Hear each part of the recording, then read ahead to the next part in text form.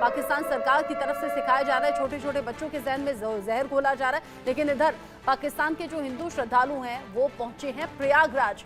पाकिस्तान से 35 शहरों से 250 हिंदू श्रद्धालु भारत आए हैं। श्रद्धालुओं के पहुंचने पर रेलवे स्टेशन पर उनका हुआ है भव्य स्वागत। सभी श्रद्धालुओं ने धार्मिक और ऐतिहासिक स्थलों का भ्रमण किया है। श्रद्धालुओं ने अक्षयवट, बड़े हनुमान मंदिर, अलोक शंकरी देवी के दर्शन किए और खुद को बड़ा धन्य महसूस किया। 35 शहरों से 250 श्रद्धालु। दानिश, उधर पाकिस्तान जहां जहरीली भावनाएं भरी जाती हैं, जहर बोया जाता है मनों में, और यहां भारत में हुआ भव्य स्वागत शानदार तरीके से। पाकिस्तान में दोनों में बहुत ज़मीन और आसमान का फ़र्क है। जिस उम्र में बच्चों को सभ्यता सिखाई जाती है, मानवता सिखाई जाती है, इंसानियत सिखाई जाती है, और उस उम्र में बच्चों को अगर गलत तालीम, गलत शिक्षा दी जाएगी, सोचिए कि आगे चलकर उनके किस तरह से उनकी एक्टिविटी होगी। और उसी तरीके से भारत में जिस तरीके से हिंदू श्रद्धालु आए हैं और जिस तरीके से स्वागत किया गया है, वहाँ पर ज़बरदस्त स्वागत किया है, वो काफ़ी उससे खुश नज़र आए, काफ़ी तारीफ भी करते नज़र आए। वहाँ के लोगों के जिस तरीके से लोगों ने व्यवहार किया, वहाँ की प्रशासन ने जिस तरीके से उनको सुविधाएं मुहैया कराई, वहाँ के लोगों ने जिस तरीके से उनका भव्य स्वागत किया, ऐसे तमाम चीज़ों को देखकर वहाँ के लोग काफ़ी खुश नज़र आए। और ये श्रद्धालु धीरे धीरे अब प्रयागराज दर्शन करेंगे और हो सकता है कि कल या परसों में वो अयोध्या भी दर्शन करने जाएं। जिस तरीके से तस्वीरें सामने आ रही हैं, भव्य स्वागत हुआ, प्रयागराज पहुंचे, अयोध्या भी जा सकते हैं। बख्शी सर, भारत पाकिस्तान में जमीन आसमान का अंतर है, जिसकी न सिर्फ चर्चा होती है बल्कि तस्वीरें भी सामने आई हैं। आप बिल्कुल ठीक कह रही हैं, ये जमीन आसमान का फर्क है, मैं मानता हूं इसमें है, पर हमको अब आगे का सोचना चाहिए कि इस फर्क को हम किस तरीके से अपने हित में सुधारे, इंसानियत के हित में सुधारे। मैं नहीं कहता कि आप पाकिस्तान को खत्म कर दीजिए, मैं तो कह रहा हूं कि आप उनको ऐसा सबक सिखाइए कि अब ये होना बंद हो जाए। अब देखिए 22% से 24% से अगर 0.8% आ गया, अब जो हिंदुओं की स्थिति आ गई है, तो आप सोच लीजिए कि हिंदू वहां से एक्सटिंक्ट होने वाले हैं।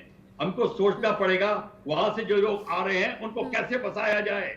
मेरे पास एक सुझाव है, वक्फ बोर्ड की जमीन अब इनको दे देनी चाहिए। जो वहां से आ रहे हैं, इस तरीके से उनको बसाना चाहिए, क्योंकि अगर वक्त पर स्टैंड लेना जरूरी होता है, कुछ कदम उठाने जरूरी होते हैं। बख्शी सर बिल्कुल ठीक कह रहे हैं आप। आगे बढ़ेंगे, एक और अपडेट लंदन से है, जहां पर आज मेयर पद का चुनाव होना है, जहां पर पाकिस्तान के सादिक खान और दिल्ली के तरुण गुलाटी में सीधे सीधे टक्कर है। 14 उम्मीदवार यहां अपनी किस्मत आजमा रहे हैं। लेबर पार्टी की तरफ से पाकिस्तान मूल के सादिक खान हैं जो चुनावी मैदान में हैं। स्वतंत्र उम्मीदवार के तौर पर यहां हिंदुस्तानी मूल के तरुण गुलाटी हैं जो अपनी जीत का दम भर रहे हैं। कंजर्वेटिव पार्टी के सुसान हाल और तरुण गुलाटी के बीच में ये बड़ी टक्कर हो रही है। सादिक खान और तरुण की वजह से भारत पाकिस्तान में भी उत्सुकता बनी हुई है कि आखिर कौन वहां बाजी मारेगा। लंदन में आज मेयर पद का जो चुनाव है वो आज हो रहा है, लेकिन 4 मई को रिजल्ट हम सबके सामने होगा। जिस तरीके से पाकिस्तान भीख मांगता है या कर्ज के तले दबा होता है, इसमें मेयर पद का चुनाव होने को लेकर यूके देवनाथ सर, 4 मई का इंतजार आपको भी होगा।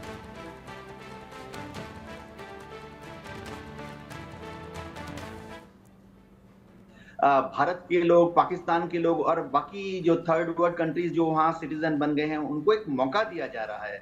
तो शायद हमें ये सेलिब्रेट करना चाहिए कि इंग्लैंड की एडमिनिस्ट्रेशन में, वहाँ की राजनीति में, वहाँ की गवर्नेंस में दूसरे देशों से जो लोग गए हैं और वहां के होकर रह गए, उनको एक मौका दिया जाता है। हाँ। ये दिखाता है कि एक अच्छी डेमोक्रेसी में किस तरह से दुनिया भर के सारे लोगों को इंक्लूड किया जाता है, कि इंक्लूसिव डेमोक्रेसी का बहुत ही बड़ा, अच्छा, सुंदर, भावभीना उदाहरण है। हेल्दी डेमोक्रेसी में इस तरह की चीजें जरूरी हैं भी, जहां पर ये मौके अलग अलग देशों से आए लोगों के लिए दिए जाते हैं, क्रिएट किए जाते हैं।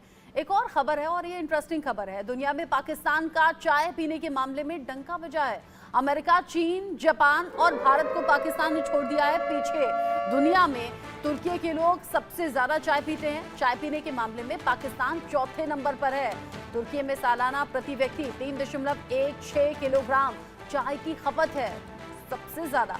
इस तरीके की खपत को लेकर चर्चा। और भारत में चाय पीने के मामले में हम 23वें स्थान पर है।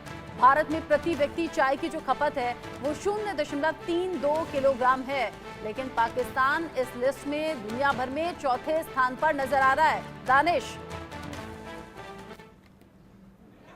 जी हाँ, पाकिस्तान में पीने के लिए फिलहाल चाय ही बची है। पानी की भी जिस तरीके से किल्लत हो रही थी, अब वो चाय पीने के मामले में चौथे स्थान पर है, मतलब कि तुर्की नंबर 1 पर है, भारत 23वें स्थान पर है। भारत में बहुत सारी चीज़ें हैं जो पीने खाने के लिए है वहाँ, और सस्ती भी है, और वहाँ के लिहाज से जिस तरीके से हर चीज़ें महंगी हो रही हैं, तो उनके पास एक ही ऑप्शन बचता था कि चाय पिया जाए, चाय पी के ही अपनी आत्मा को संतुष्टि दी जाए। आपकी जब बाकी चीजें इतनी ज्यादा महंगी हो गई हैं तो खाने पीने को और कोई ऑप्शन बचा नहीं है, लेकिन पाकिस्तान का जो चाय प्रेम है वो लगातार बढ़ रहा है। दुनिया में चौथे स्थान पर पाकिस्तान है चाय पीने के मामले में।